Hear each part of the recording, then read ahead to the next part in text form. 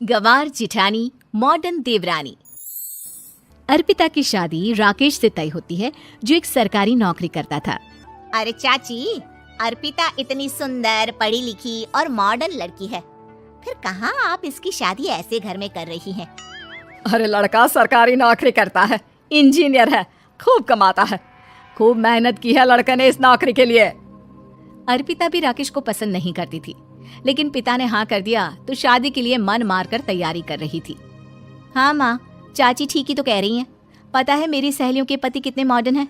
अरे देख बेटा, तू मॉडर्न है ना, वो पढ़ने लिखने वाला गांव का होनहार लड़का है, तू जैसा रखेगी रहेगा। अब तक कोई उसकी केयर करने वाला नहीं था, है तो सिर्फ एक भाई भाभी, और माँ पिता तो गांव में ही रहते हैं। अर्पिता का मुंह बन जाता है। वो पिता के फोन से राकेश का नंबर लेकर उसे मिलने के लिए बुलाती है। आज तो मैं उसे साफ साफ मना कर दूंगी, मुझे नहीं करनी शादी। शक्ल देखी है ना, कपड़े पहनने का तरीका है ना बोलने का।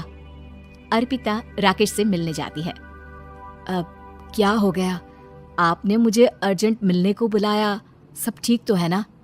हाँ सब ठीक है, पर मैं आपसे कुछ कहना चाहती हूँ, आप ना इस शादी से मना कर दे। राकेश की आंखें अर्पिता की इस बात से लाल हो जाती है। वो रोंदे गले से कहता है, लेकिन शादी की सारी तैयारियां हो गई हैं। मैंने आपके साथ एक अच्छे भविष्य का सपना भी देख लिया है। ऐसा मत करिए प्लीज।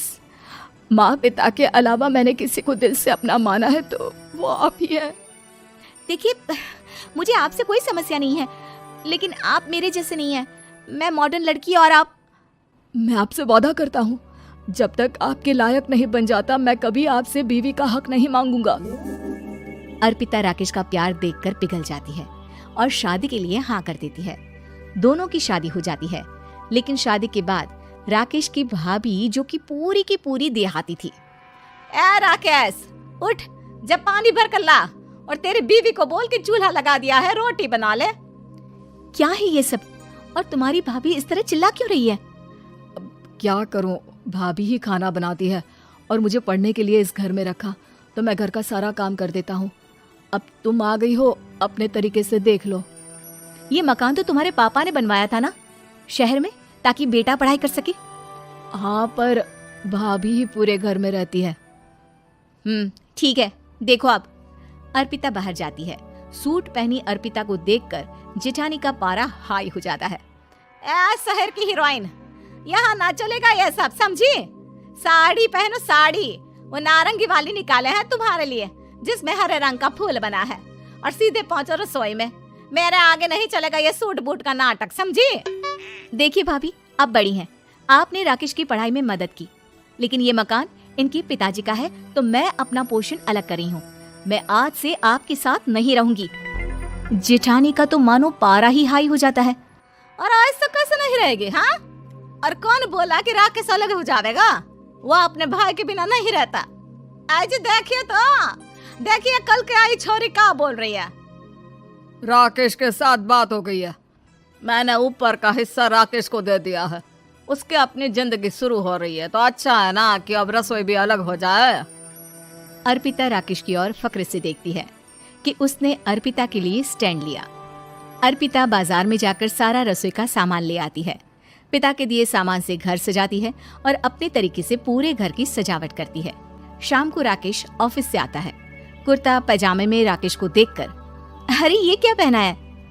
भाभी सिलती है ना कुर्ता, मैं सारी कमाई भाभी को ही दे देता हूँ। लेकिन अब ना बीवी को देना होगा, क्योंकि भैया भी अच्छी नौकरी करते हैं। भाभी अपने पति का पैसा संभाले और मैं अपने पति का पैसा संभालूंगी। तभी भाभी आ जाती है।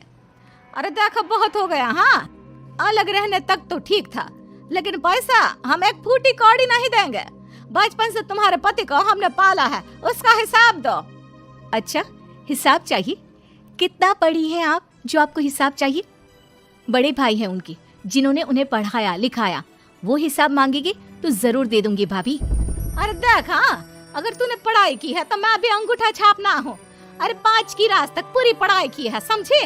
वैसे भी कल इन लोगों के माँ बाबूजी आ रहे हैं गांव से, वही लोग ठिकाने लगाएंगे तुझे।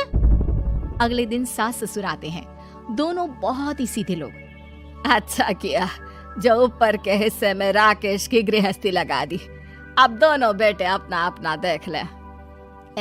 छोटी बहू कहाँ है? अरे बहुत ही चालाक है माँ जी, ऐसी जबान चलाती है जैसे दर्जी कैंची चलाता है।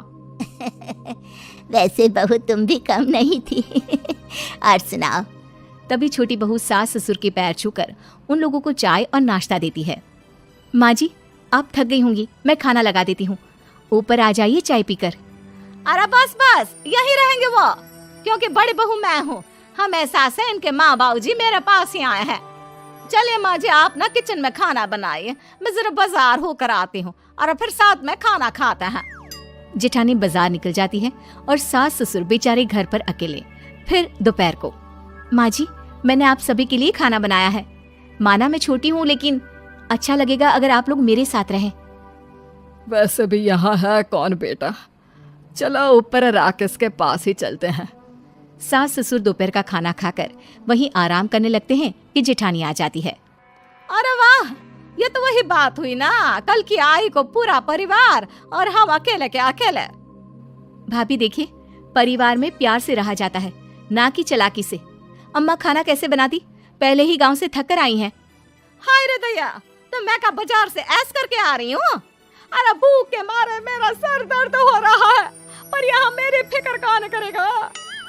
अरे तो किचन में खाना है, लगा देती हूँ मैं भाभी। बड़ी बैठकर खाना खाती है और शाम को जब राकेश घर आता है।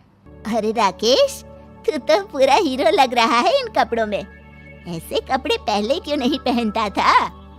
राकेश बीवी की तरफ देखता है और फिर कहता है, माँ पहले पहनाने वाली नहीं थी ना।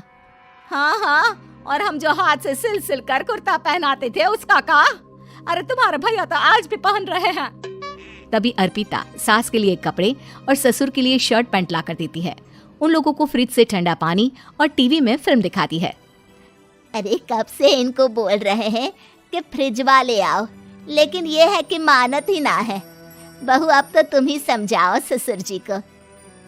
नहीं पापा, आप फ्रिज मत लीजिए। अरे वाह रे छोटे, खुद फ्रिज का ऐसे का मजा ले, और इनकी माँ के पास फ्रिज भी ना हो। अरे देखा पिताजी, देखा माँ जी कब बोल रही है। अरे उसकी पूरी बात तो सुन लो कि वो क्या बोल रही है। वो इसलिए क्योंकि अब माँ जी और पापा यहीं रहेंगे मेरे पास। घर को घर सिर्फ मॉडर्न या गांव की सोच नहीं, बल्कि संस्कार बनाते हैं भाभी, और संस्कार अच्छे हो तो सब सही हो जाता है।